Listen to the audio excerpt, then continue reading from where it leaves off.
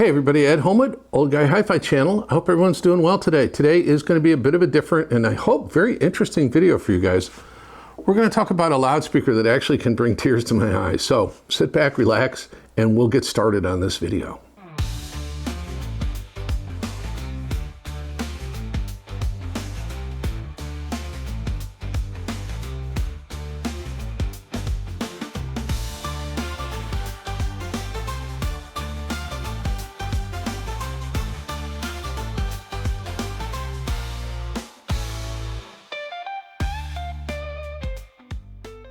Well, before I tell you my story about Jamie Audio and the speakers, let's get the technical specification stuff out of the way up front. So the M603 Myriad loudspeaker is an acoustic suspension, sealed box, three-way loudspeaker. They run $13,000 for the pair, and if you saw them in person, you'd see that they're worth every penny. It is finished in this just absolutely gorgeous black metallic paint. Something you'd see on like a Porsche or, you know, a Ferrari or something, just gorgeous paint, beautiful finish. It is a three-way design. As you saw in the B-roll, it's got a woofer. It's down here kind of below the camera level. It is a 7-inch carbon fiber cone woofer that uses a neodymium magnet structure for the motor. Now, neodymium iron boron, that's its actual full name, is one of the strongest magnetic materials known to man. And if you'll go on YouTube and find videos where they'll have two neodymium magnets and they'll push them together until they attract each other, and they'll come together with such force that they'll actually shatter. None of the pieces fly away because they all stick together, but they actually shatter. Really powerful. Why is that good? Well, it gives you, for a given magnet weight, it gives you a much stronger magnetic field for the voice coil to operate in, and therefore the voice coil can be much faster, much more accurate, have better linear excursion, so forth and so on. So that's the reason. And you don't see neodymium iron boron magnets on woofers an awful lot. In the high end you do, but not in the more kind of commonly available products. Now, the mid-range is a 7-inch paper cone, and again, paper has a wonderful characteristic for mid-range, especially with voices and stringed instruments and things like that. And the crossover point between the woofer and the mid-range is 250 hertz. So they allow the mid-range to play down low. It could be a woofer if it wanted to be, but they allow it to play down low, and right into that crossover point, it is just a smooth transition. I could detect absolutely no anomalies at all.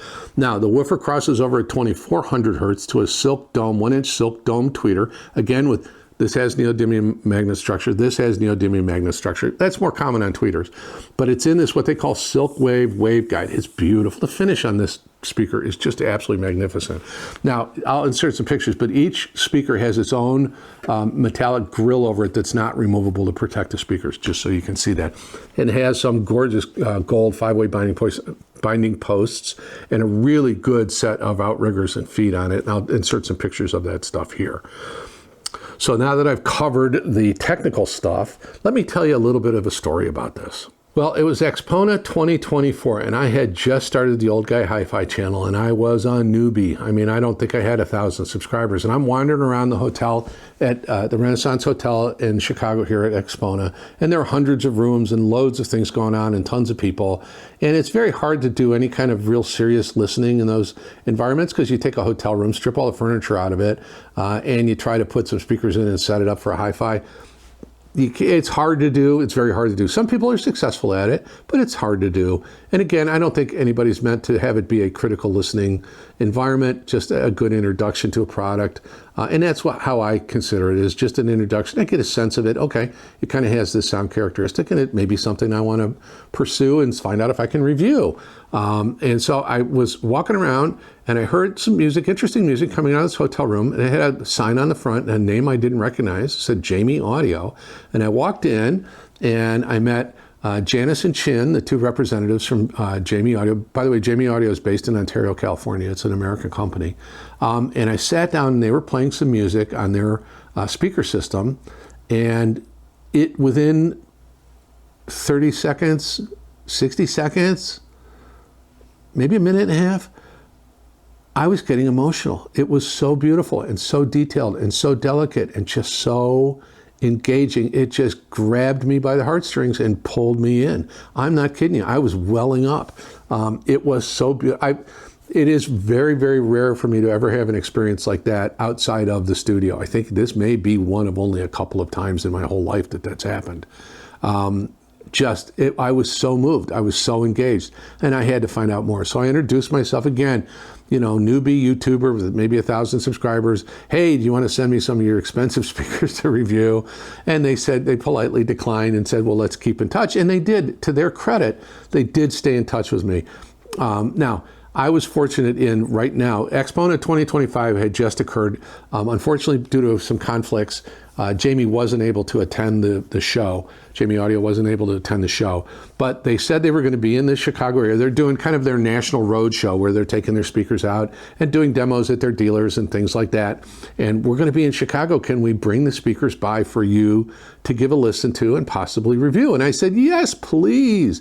The trick is I'm going to have to figure out how to hide them in the house. So I'll just tell them somebody broke in the middle of the night and stole them, because I'd keep these things in a heartbeat. So anyway, they were kind enough to bring the speakers down. So we set up yesterday. I've had them here in the room now for probably about 12 hours or so. And I started listening, seriously listening. They got here about 3 o'clock in the afternoon. We got everything set up. We did our introductions. We talked about stuff. We set up some systems, and I'll talk about how I tested them. And so we sat down and we started listening, and I wanted everybody to have a chance to listen from my center seat in the room, because everything's oriented around that chair. And so I did. I gave up my chair and I had everybody sit there. And one of the really wonderful things was Janice, who I think is the kind of the head person at Jamie, or at least for this team, said that she thought she'd never heard the speakers sound better, which is a great compliment, which this room was built for that stuff. So anyway, I started listening in earnest last night at about 6 p.m. And suddenly I realized it is 3 o'clock in the morning, and I didn't want to get up and go to bed. I put so much music through these. I connected it with a variety of different systems, and I'm still testing because I'm filming this in the morning, and they'll be here later this afternoon to pick up the speakers and hit the road again. But I wanted to do this video real quick and share this with you. This is an absolute amazing experience for me. Wonderful, wonderful, wonderful. So that's kind of my story about it. And I'm very fortunate, and they were willing to come by the house, bring the speakers down the basement.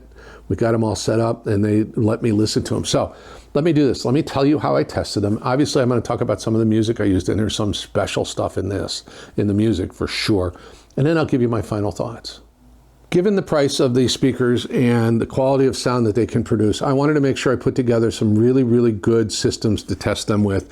And again, as I mentioned, I'm kind of still in that process. But initially, when they brought them down and set them up, I asked them what they wanted me to use, and they wanted it. So we use the Advanced Paris A12 Classic, which is again a big $4,000 dual mono integrated amplifier with a tube buffer front end. It can run, and it has a high bias mode. It can run in Class A for the first few watts. And then I was feeding the Advanced Paris with the live micro DDC and micro DAC being fed from my Artivana server running through a USB isolator. All of my cables are wire world. And so that was the first setup, and it was magnificent. Now, to give it something a bit different, for tubes, I broke out the Black Ice F22, and I fed that with the live Harmony DAC, running through no DDC in this particular case. And then, of course, it was being fed Artivana from my Artivana server, and that was marvelous. And then as I just did this morning, and only briefly for maybe 45 minutes, I brought out the Live Audio GANFET Class D mono blocks, and I'm running the A12 Classic out its balanced preamp output into the live amplifiers.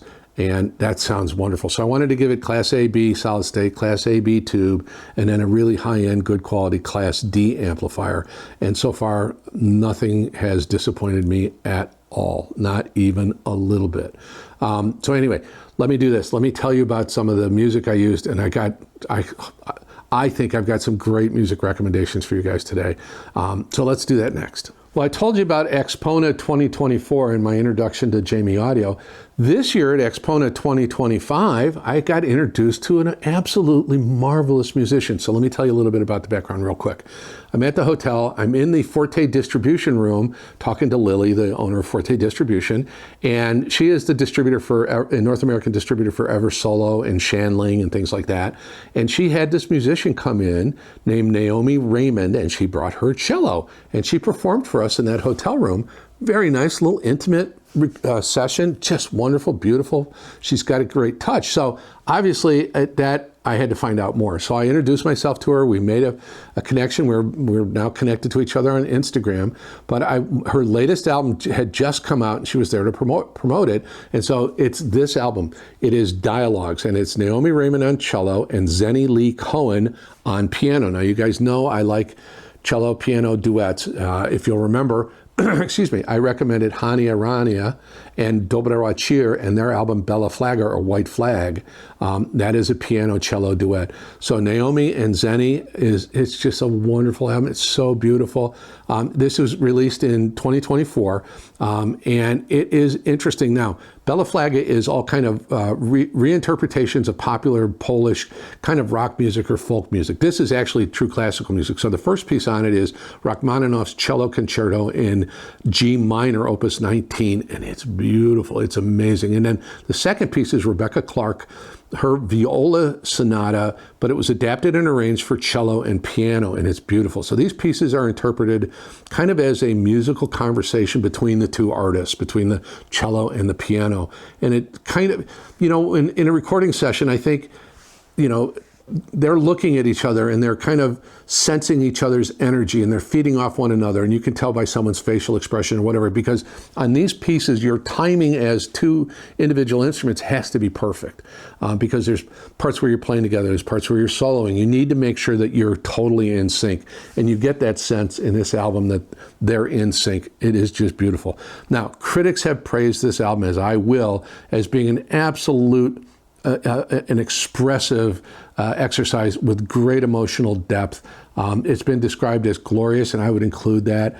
Noemie Raymond's really rich, warm tone on the cello is phenomenal. I love cellos.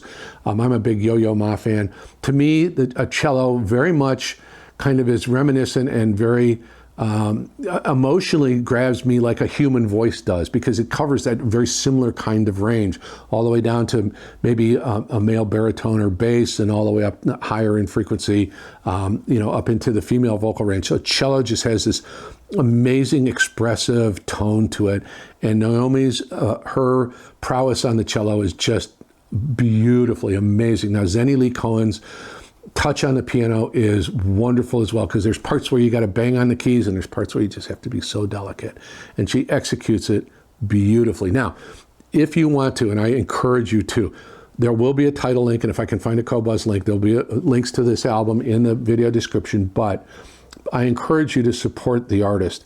If you go to Noemie Raymond's website, you can purchase the CD, which I did, and it sounds beautiful. And it is a high-res, by the way, the stream is high-res 24, I think 192.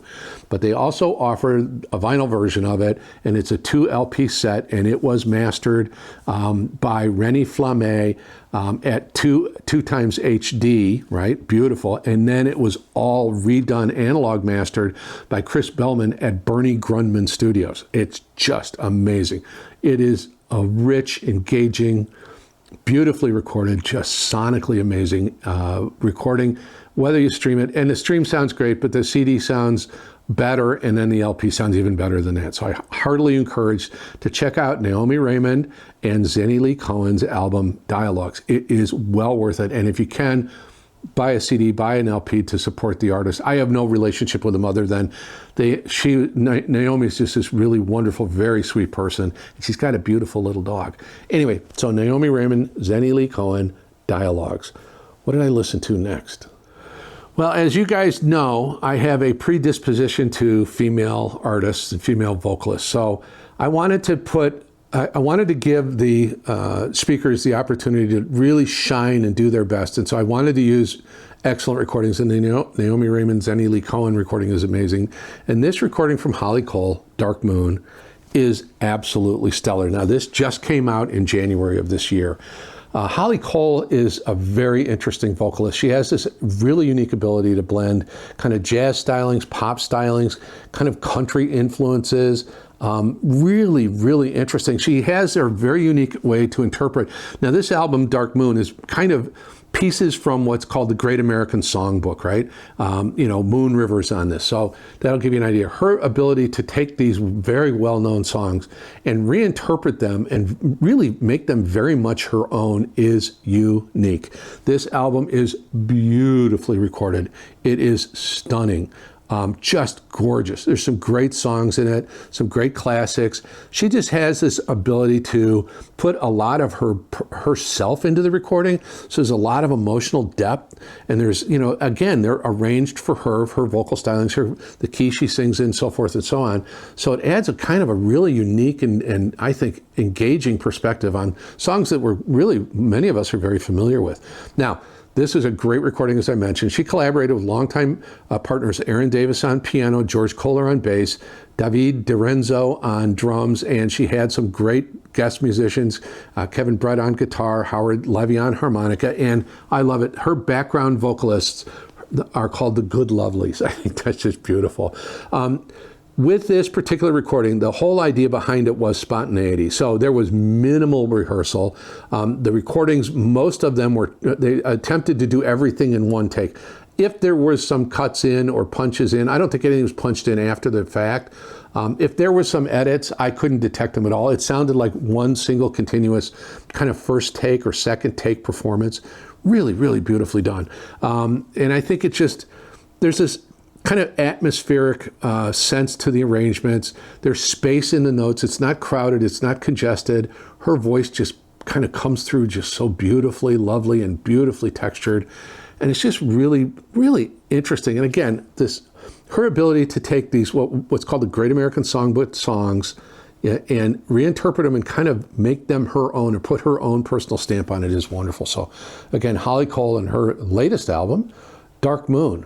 So now, let me tell you about what I thought of these. So before I sat down to record this, I thought about this long and hard, and I thought about it last night until 3 o'clock in the morning when I was listening to them, and I thought about it in bed, and I trying to come up with a way to describe how these speakers sound and actually how these speakers engage me. Now, this could be a very individual thing. When I heard them at Expona 2024, they grabbed me by the heartstrings and just pulled me in. They were so delicate and beautiful. And yes, it was great music they were playing, but the speaker's ability to just kind of get out of the way and let the music come through was unique and remarkable. And again, I'd put these on a par with anything $20,000 and up. No question about it. They are that good, and they are built to that level of quality as well. So again, struggling to find a way to describe them. They play low. The bass is beautiful. It's fast. It's textured. It's very nuanced, very detailed. I just thought it was wonderful. Now, I listen to a lot more music than the 2 albums I discussed here today. And I listen to a lot of my crazy electronic ambient stuff and a lot of classical music and things like that. And the bass on these was just beautiful all the way through the mid-range up into drum kits, acoustic bass, the cello. Oh my gosh, the cello sounded wonderful.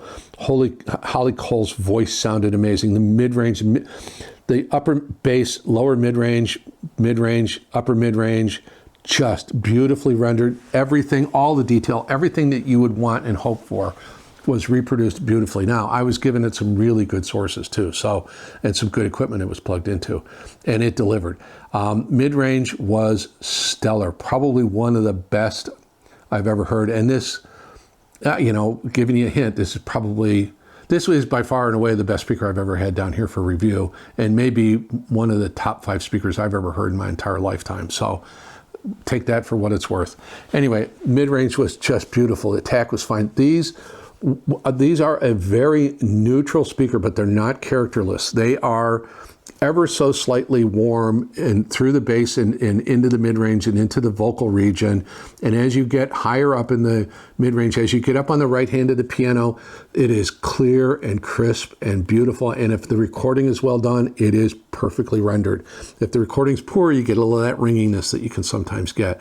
I thought that cymbals, all right, so one of the things I always do, I have what I call the cymbal test, and it is just a stupid thing. It's Miles Davis, Kinda Blue, So What, that opening scene where you've got, Jimmy Cobb on the drums, and he just, that cymbal, and you know what a cymbal sounds like in real life. And it can't be splashy and it can't be sibilant. And these pass the cymbal test huge. Also, and this is maybe another good indication of the mid-range. I used a recording it's a Miles Davis recording, a live recording, and it's off a Warner Brothers album, and I think it's called Miles Around the World or The Last Word. And it is a collection of live recordings of Miles from various venues all around the world. Well, there happens to be a recording of Time After Time, the famous Cyndi Lauper song written by one of the guys from the Hooters, that he plays. It was a standard piece for him in all of his performances. Well, this was actually recorded at the Chicago Theater in 1989, and guess who happened to be in the audience? Me. I was there. So I knew this performance as a live piece and now as a recorded piece. Now, when you're in the audience, obviously there's audience noise and there's all kinds of stuff, and you've got the sound of the hall and everything else. And the Chicago Theater is a beautiful place.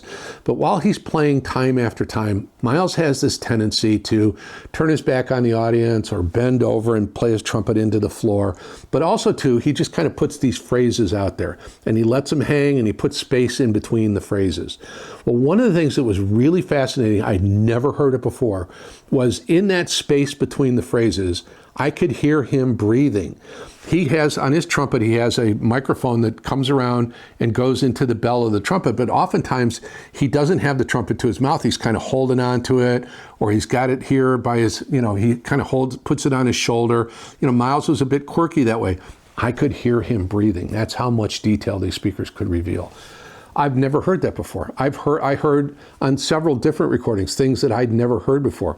When it comes to imaging, I'm telling you, I heard imaging that I have maybe only experienced a handful of times in my entire life. The image with these speakers was huge. Oh, let me go back for a second. Transients were amazing. In that recording of Time After Time, Miles goes from his Harmon mute in the trumpet to full unmuted, full-bodied trumpet, and that just cuts through, and it was so perfectly rendered and just dynamic, and the decays hung forever. It's a really good live recording. But on the other two recordings, especially on dialogues, Noemie Raymond's cello, you could hear the body of the cello beautifully. So just amazing. So let's get back to imaging. The center image was as rock solid centered as anything I've ever heard, and as appropriate height as anything I've ever heard.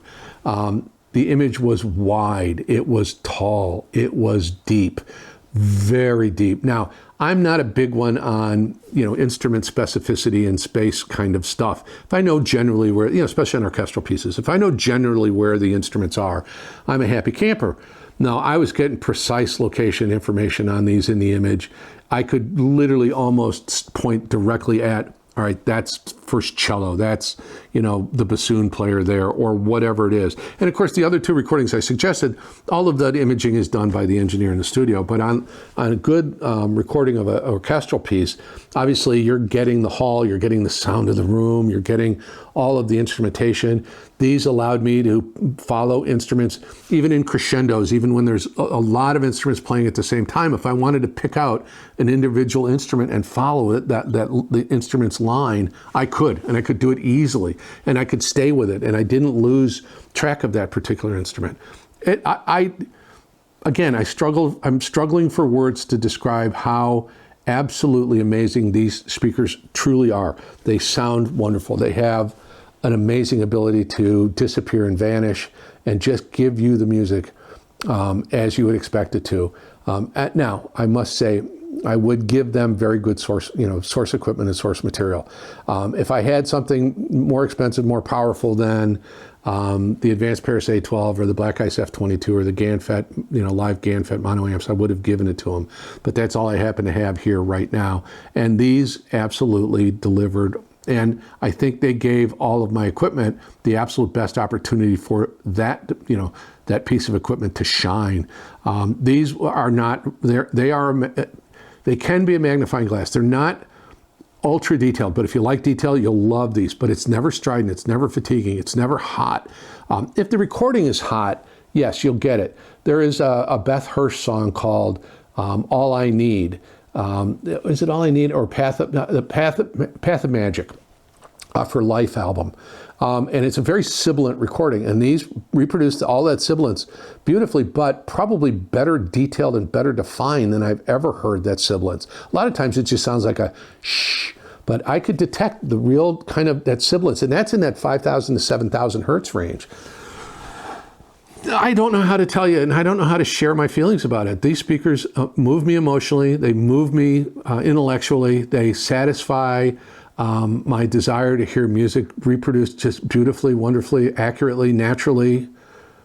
I cannot give them a high enough recommendation. The Jamie Audio M603 Myriad loudspeakers, it is a special, very unique product.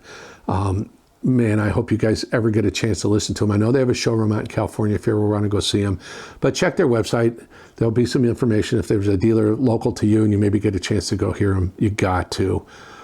Wow, wow, wow. Anyway, that's the M603 Myriad loudspeakers from Jamie Audio. Well, that was a hell of a summary, wasn't it? My goodness.